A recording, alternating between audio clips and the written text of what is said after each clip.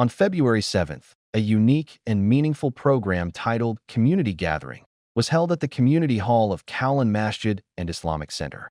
The event was attended by the Chief Imam of Hong Kong, Mufti Muhammad Arshad, Mufti Muhammad Shuaib, Maulana Ali Tayyib, Sultan Waheed Sahib, and other distinguished personalities, along with a large number of members from the Muslim community of Hong Kong. On this occasion, Maulana Zakariyya Muhammad delivered a live presentation on the Hijrah Walk, explaining the concept, objectives, and historical inspiration behind the journey.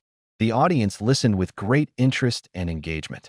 This was followed by a comprehensive presentation on the humanitarian projects of Aliana Humanity Welfare. At the conclusion of the program, the Muslim community of Hong Kong generously contributed donations for the Muslims of Gaza, demonstrating a beautiful spirit of unity, compassion, and solidarity within the Ummah. The program was organized and recorded by Mesque TV.